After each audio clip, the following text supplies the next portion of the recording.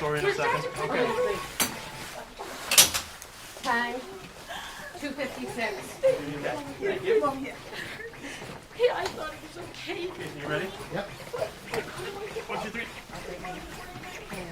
Epi, going in now. 2:58. They have to get his heart beating again. No pulses. Resume compression. Still bagging, okay. I'm gonna get set up for a central line. All right, still bagging, all right. Great. Why don't we pause for another rhythm check? You're gonna be.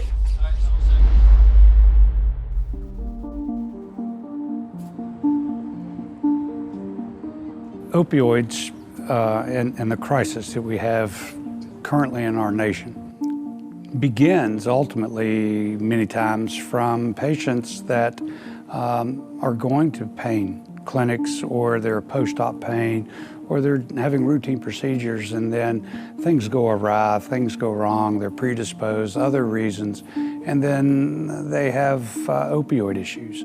But we do know treatment with opioids long-term reduces longevity of life.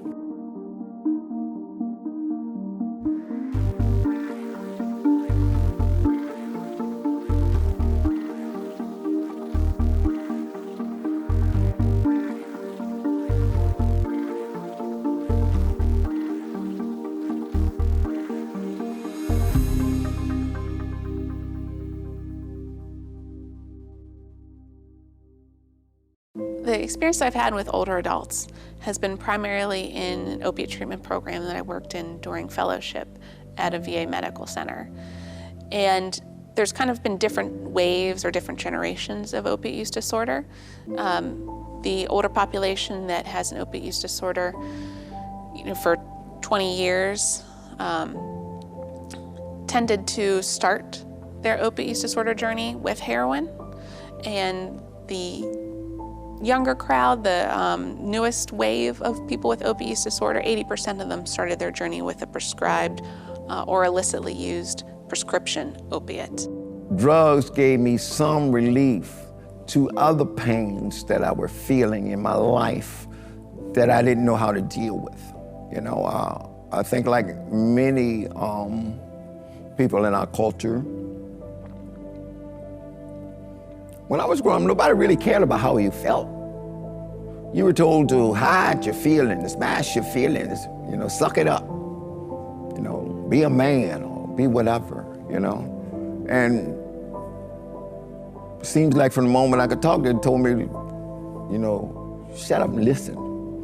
We don't care about your feelings, go to school, get out of here and get a job.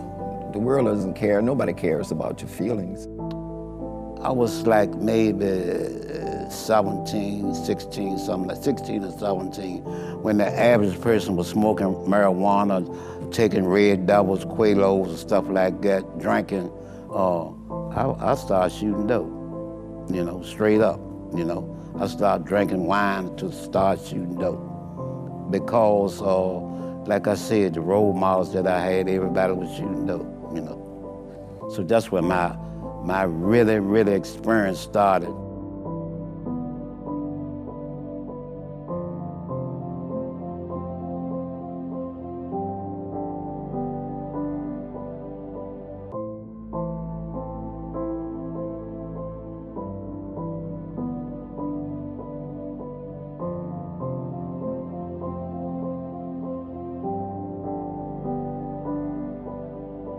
Well, I think there's a lot of stigmas attached to substance abuse disorder, but it's not just that. I mean, it's not just the people with substance abuse disorder. We have a long way to go in medicine to understand our own feelings. So that could be the person's economic situation.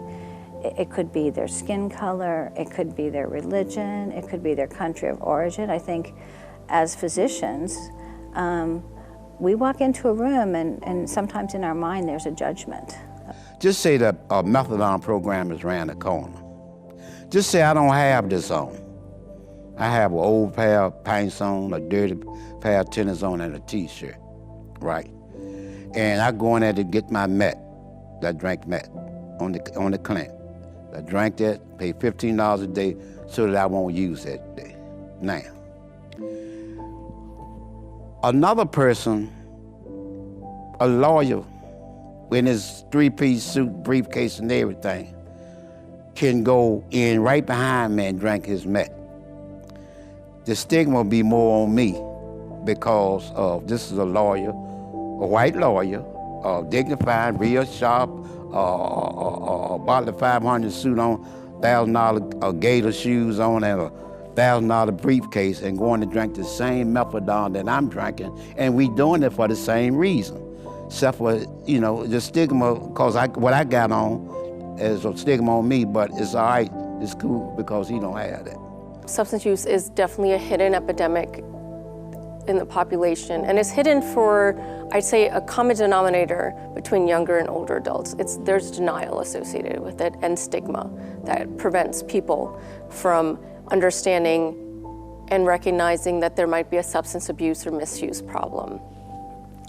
The other thing that's happening that's unique to old age is there's an assumption that they're more likely to lose orientation. So I think if somebody loses cognitive orientation for a while, they will not assume that it was because of an alcohol or a substance use problem. They might assume that they are getting Alzheimer's or some kind of dementia or some kind of medication isn't interacting correctly. Or if somebody had a fall, they would assume it's some kind of frailty instead of a substance use problem.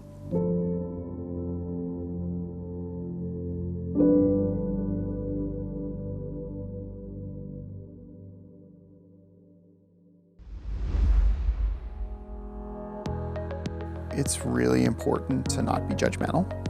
It's really important to listen with empathy and respect. It's important not to oversimplify what is going on in their lives. You know, substance use is really complex. People's motivations for use is really complex. Genetic factors such as people's personality traits, people that are sensation-seeking or highly impulsive. On the other side, people that are prone towards negative thinking or anxiety are more at risk for substance use disorder. And then, of course, trauma. So adverse childhood experiences are highly predictive of substance use disorders. Sexual trauma, especially early childhood. And then, you know, what's going on in the community, what's going on in the environment matters as well. So what are community attitudes towards that substance use? What does parental monitoring look like? Do parents know where their children are? What does availability of different substances look like in different communities? So all of those things kind of go into the general risks. It's important to understand that that substance use might be a solution for that person, not just a problem. You know, you're seeing all of these problems potentially associated with their use, but this is their solution. Abstinence alone, abstinence as a cure for substance use is not going to work. It takes counseling, it takes intervention, it takes support. Nobody with a substance use disorder is excited to have it. And if there were good options for them, without stigma and without the judgment, and without fear of being arrested, I think we see a lot more people trying to access what we have. A culture of recovery or a recovery-ready community is a community that when somebody reaches out for help, we know how to get them the help, that we feel responsible for getting them the help. The treatment research around older adults is that they need geriatric psychiatrists trained to work with older adults, understanding the medical morbidities associated in old age to treat them. And older adults actually like to be treated around other older adults. A life is a life. It's not be overshadowed by anything. So harm reduction in that world is saving a life from potential harm. The spread of disease, the spread of infections, all of that is harm reduction. Am I going to be able to get any of these users into a program? I would hope so. Recovery is a long-term process, so we know it takes a great deal of time for people's brains to heal. So just because they haven't used in 30 days doesn't mean they're all better. I think life was intended to have ups and downs, but because you're down, don't mean you can't rise up, you know.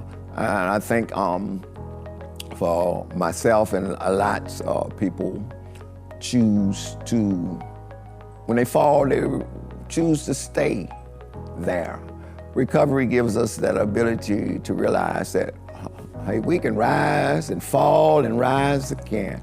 And that the only barriers in our life really are the ones that we self-impose. When we start to realize that others have placed barriers or, you know, obstacles in our life, then we're also in a position where we can decide to remove those. That's our responsibility then, you know? And that's what recovery to me is. Recovery is living a full, joyous life where the sky's the limit.